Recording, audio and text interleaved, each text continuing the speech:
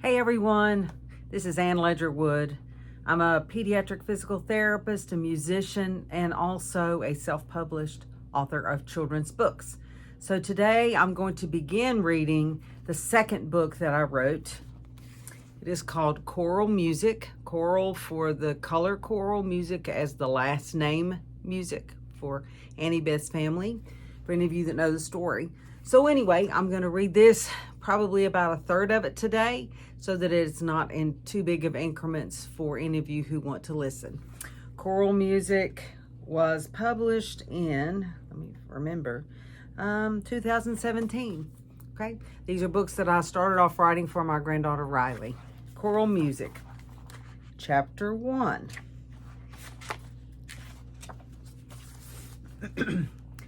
The heavens were on fire with brilliant color at the horizon on a mild evening in late September. A sunset sky striped with wide horizontal bands of vivid warm tones, various shades of bright pink, red, and orange. I thought that someday I would like to have a summer dress with those colors. Well, maybe not quite that bright, but it was perfectly stunning in the sky.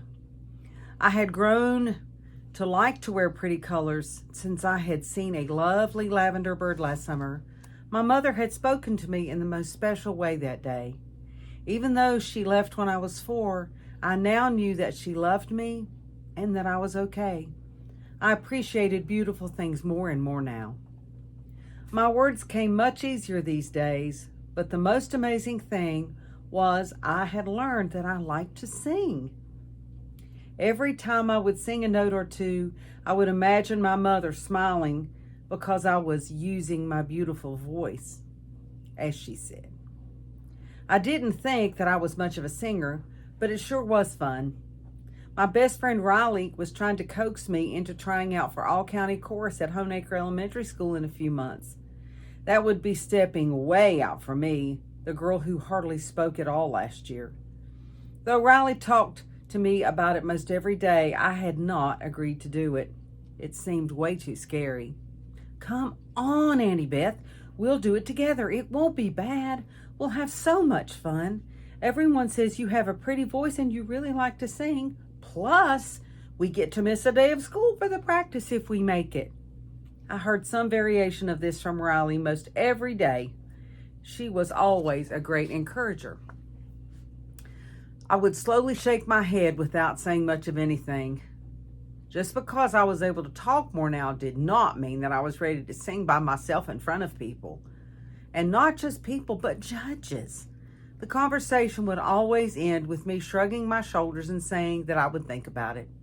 That never stopped Riley from asking again the next day.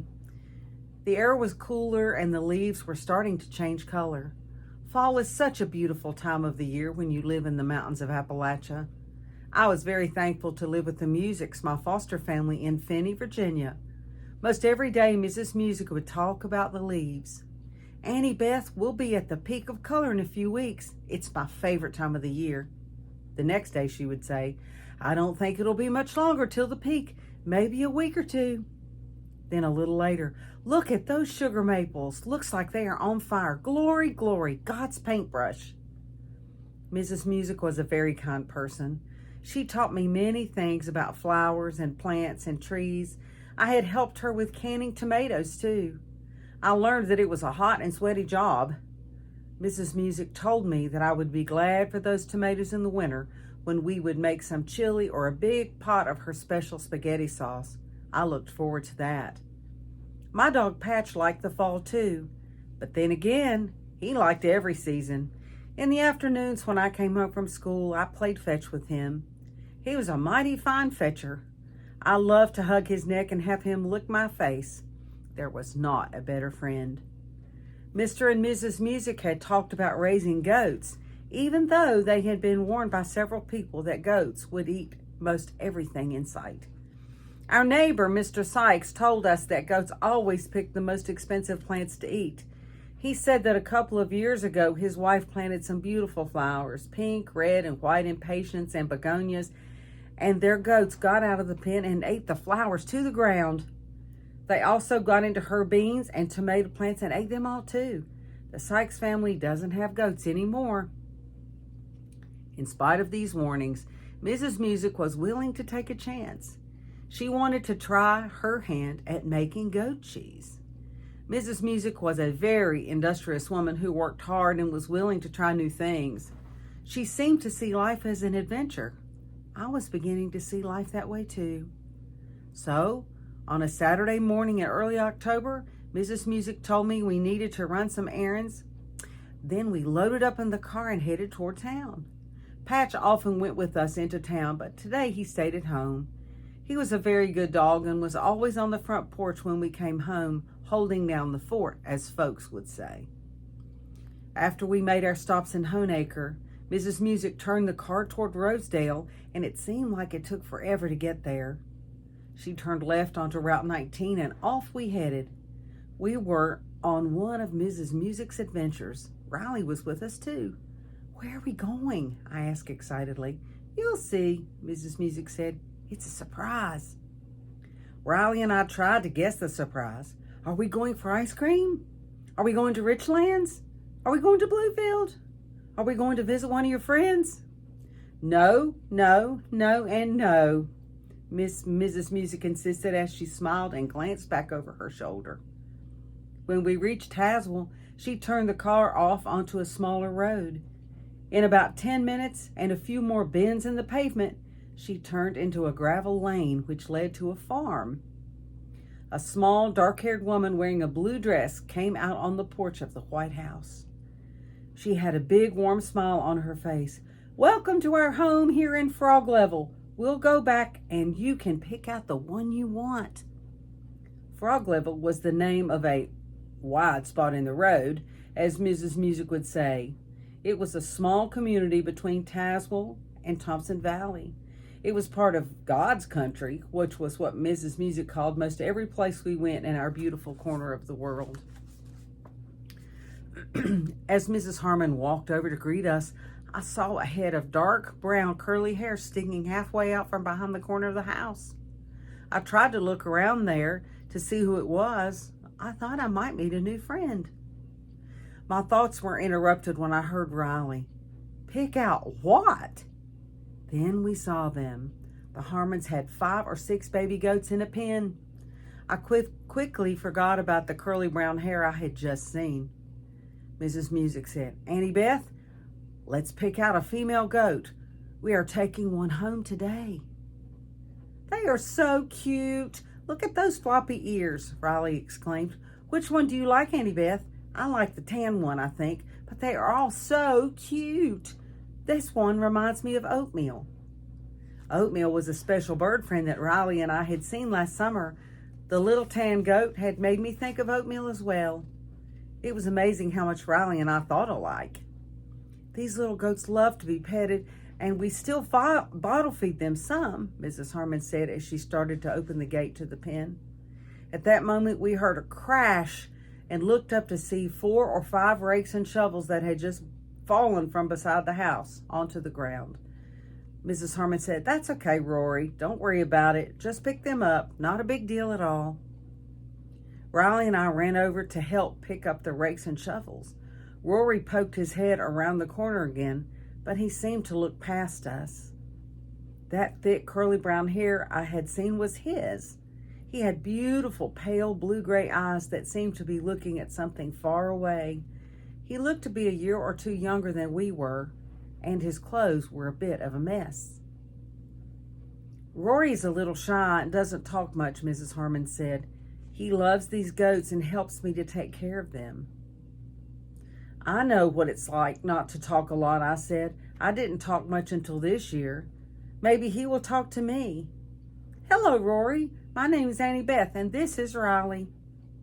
Rory didn't seem to hear me and walked over to the goats. He began petting them. "Can he hear us?" Riley asked. "Oh, yes. His hearing is fine. He just has a hard time communicating with people. Sometimes he is in his own little world. Very smart, can put together model cars perfectly without any instructions at all. And he's only 8. Mrs. Harmon walked over to Rory and said, "Rory, Remember, I told you that some folks were coming to take one of our baby goats to a new home. He continued to hug and pet them and did not look up. Mrs. Harmon looked over at us. He really loves animals. Mrs. Musick said, we don't have to buy one if it's going to make him upset or sad. No, it'll be fine. Rory needs to let go sometimes. Right, Rory? Which one do you want, girls? Mrs. Harmon spoke with a very pleasant tone. Riley and I looked at each other. We want that one, we said at exactly the same time as we pointed to the tan one. Mrs. Musick paid for the baby goat, and Riley and I picked it up to take it to the car. It took both of us, or at least we thought it did. Rory reached for it, but Mrs. Harmon took his hand and spoke softly but firmly to him. Rory, you have to let it go. We have all of the other ones. Auntie Beth needs to have one at her house. He frowned and then looked into the distance and walked back toward the house without a word. He was playing with his fingers and shaking his hands up and down. It seemed like I heard him humming as he went toward the house. Thanks so much, Mrs. Harmon.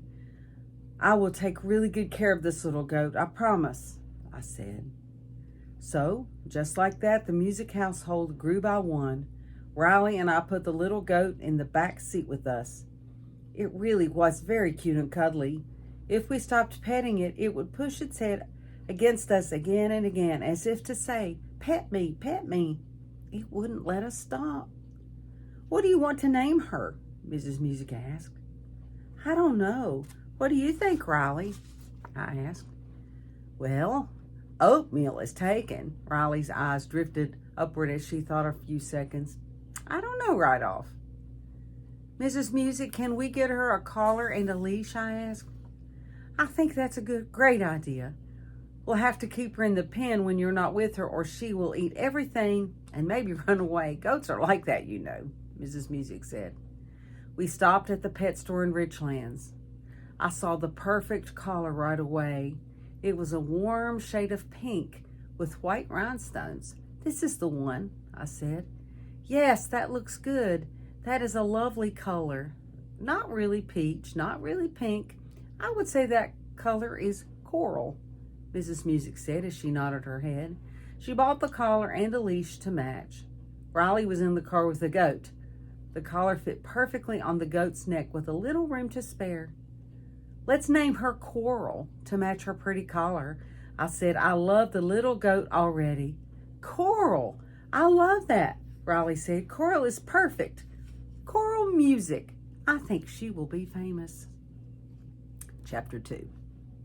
So Coral Musick became the talk of our little town. At first we would call for her, Coral, Coral, but we really liked to say Coral Musick. We liked the way it sounded, like warm pink musical notes floating in the air. I always imagined a group of pink angels with soft wings singing glorious songs. I enjoyed reading the Peanuts cartoon in the Bristol Herald Courier on Sundays. Charlie Brown was always called Charlie Brown, except for when Peppermint Patty called him Chuck. So, Coral Musick was always Coral Musick to everyone in town. Riley told me once that when her mama called her by her full name, she knew she was in trouble over something. Whenever I hear my mommy say, Riley, Alina, I know it's not good, though sometimes I know my mommy is kidding a little bit too. Riley smiled. Riley's mother was so nice that I couldn't imagine her saying anything stern to Riley. I was called by my full name, Annie Beth, all the time, and it was not when I was in trouble. In fact, I was hardly ever in trouble. I was thankful for a nice place to live, so I saw no reason at all for any kind of mischief. Coral Musick was becoming famous in our little town, just like Riley had predicted. She was very sweet and loving, and she loved walking on her leash. Riley and I would take her and Patch for a walk most every day after school. Patch would stay with us whether he was on the leash or not, but not Coral Musick. She was very good as long as the leash was on her, but off the leash she would run and jump and twist in the air, and she always managed to land on her little hooves. Sometimes she would run away with the leash off, then we would have to chase her. Everyone who saw her loved her and wanted to pet her and watch her play. I had grown to love living with the Musicks. My room was small but very cozy with a new lavender pillowcase that Mrs. Musick had let me pick out at the end of the summer. When I came to stay with them in January, the bed had a brown blanket, white sheets, and an old white bedspread. The bedspread had little ridges and bumps all over it. It was made that way. If I took a nap on top of the bedspread, I would wake up with little temporary dents on my face and arms. The pillowcase was old and thin, so Mrs. Musick wanted me to have a new one. I picked one that was lavender because it made me think of lavender, a beautiful bird that I saw last summer. Lavender had reassured me that my mother loved me. My mother's voice had spoken to me in a very serious way through lavender. I miss my mother less now, and I was thankful for that. Mr. Musick drove a big rig, so he was gone more than he was home. Mrs. Musick seemed to take it in stride because that was just the way it was. It seemed to me that there is benefit in just accepting some things for what they are. Mrs. Musick was practical in that way. She was also very kind and thoughtful. She loved the trees and flowers and vegetables, and she loved God. There was no mistaking that. The leaves, they are changing so fast. It's almost a peak. I love the peak of color. The good Lord knew what he was doing when he made the seasons, Mrs. Musick would say. She loved the change of seasons and would talk about how each season is special in its own way. I was noticing that more and more, that each season has its own colorful voice in the mountains. I had been living with the Musicks since January, so I had seen the magical change from winter to spring to summer and now fall. I love the change of seasons too. I often thought about the beautiful range of colors that permeated the yards, hills, and mountains of Appalachia. I decided that the main colors for spring were pale yellow, pink, lavender, and light green. Summer tones were red, and I love strawberries and juicy watermelon, and all-encompassing vivid green. Fall was full of gold, amber, orange, flaming red, dusty brown, and lingering dark green. I remembered the sparkling white of new fallen snow and the shades of gray that winter holds. One Sunday afternoon, Mrs. Musick wanted to go for a ride to look at the leaves just for the fun of it. Riley and I were not too excited to go, so Mrs. Musick told us we could take Patch and Coral Music. I grabbed the leash and we hopped in the car. Mrs. Musick said, "We're going to Thompson Valley to look at the trees. I am so excited. I love the fall." I smiled as I heard her again talk about her love of the fall colors. I never tired of hearing Mrs. Musick's love of nature. Thompson Valley was a beautiful place. We had driven through before, but I had never been there at the peak of color. The valley was huge, and the view from the top of the mountain could take a person's breath away.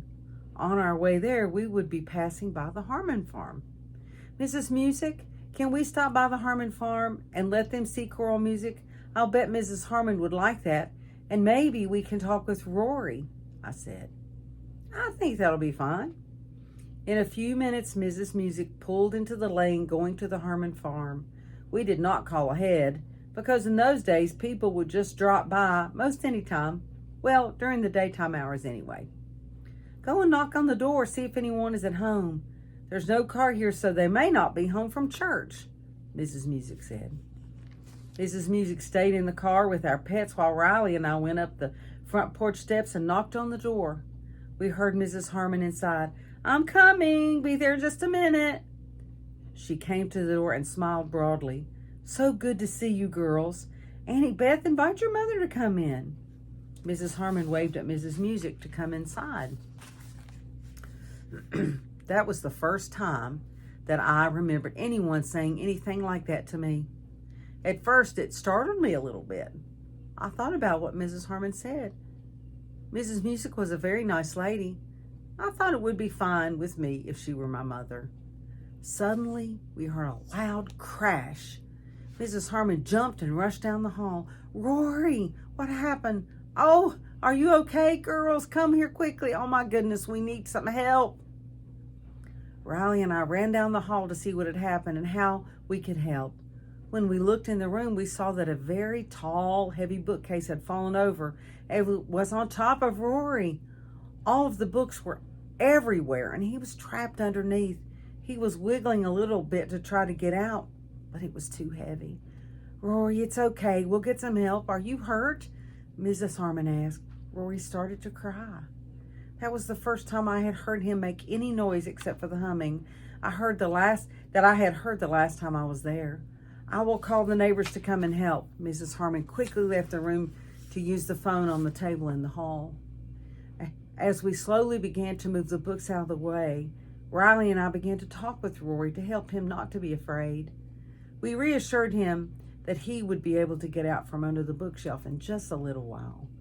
His crying lessened, but we could still hear him whimpering. Riley was able to reach his hand that was just barely visible under the books. She moved more of the books to the side. Mrs. Harmon came back in. Help is on the way. The Jackson twins, Paul and Silas, are coming from the farm down the road. They'll be here in the blink of an eye. Don't worry, Rory. They're on their way. We heard a noise at the back door. Come on in, Mrs. Harmon said. We're in the den. It wasn't the Jackson boys at all, but another boy. Ben, oh, I'm so glad you're back. Mrs. Harmon seemed relieved. Rory is hurt. Talk to your brother so he won't be afraid. Ben looked to be several years older than Rory. He went right over to Rory and began to talk with him. Riley and I moved back, and Rory began to calm down. As Riley and I stood up, something flew by our heads in a flurry, causing us to duck.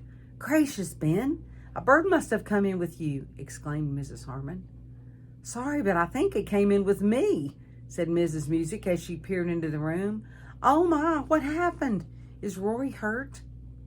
A tiny chickadee had landed on a big brown book just beside Rory's hand. He looked up and saw it and smiled a bit. The chickadee cocked its head to the side and began to chirp. It's okay, it's okay, it's okay, it seemed to sing to him. I saw a tiny spot of green on the tip of its right wing. Look, Rory, this little bird came just to help you feel better, said Ben. The bird sang, then stopped, and then sang again. It stayed on the book and continued to look at Rory. Rory kept his eyes on the bird and seemed to watch every move that it made. The bird would chirp, and Rory would hum a little bit with the bird. Look at that, Riley whispered to me. It's like they're talking to each other. In just a few minutes, Paul and Silas were there.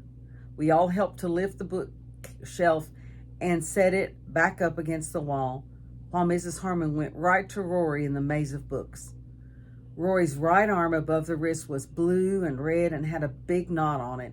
Oh, Lord, help us. I think his arm is broken, she exclaimed as she cradled his head in her arms. Ben said that we should wrap Rory's arm in some stiff magazines to help hold it in place. That was something he had learned in Boy Scouts. Mrs. Harmon found some Life magazines. Ben wrapped up his brother's arm and held the magazines in place with some twine. The little bird was gone. I later wondered if it flew out a window or decided to make its home inside the Harmon house. We need to take him to see a doctor, Ben said. Ben seemed very mature for his age, though he couldn't have been more than 12 or 13. Rory seemed puzzled and still didn't talk, but he was willing to walk toward the door with help from Ben. Silas wanted to pick Rory up and carry him, but Mrs. Harmon said that she thought that would frighten him even more. I think he would rather walk. He doesn't like to be held close very much. Oh my goodness, I forgot that we don't even have a car today. Fred left today on business, Mrs. Harmon said with concern in her voice. Don't worry, I can take you, said Mrs. Musick. Girls, you'll have to ride in the very back with the pets while Mrs. Harmon and Rory ride in the back seat to the hospital. She pointed to Ben. You can sit in the front seat. Leave it to Mrs. Musick to take charge in a crisis. I always felt safe with her. So off we went to the hospital. It certainly came in handy to have a station wagon. Riley and I sat in the rear seat that faced out the back window with Patch and Choral Music with us. If it hadn't been that Rory was hurt, it would have been quite a fun trip. Around every curve, I would slide to the side, After around every curve, Riley and I would slide to the side, pushing into each other and into the animals. Mrs. Musick was definitely in a hurry, and we could feel every curve. The windows were down, and the autumn breeze felt wonderful. So that is the end of chapter 2 from the book Choral Music. So feel free to listen to this. I will put the link to this book in the comments in case you want one of your own. It really is okay. I'm going to read the whole thing. If you want one of your own, that's fine to read along, but otherwise it's fine. Thank you again for tuning in. There'll be more interesting things, hopefully for you, on this channel. Besides reading, I'm also going to be doing a lot of things about general development for children and also some fun songs. So anyway, thanks again.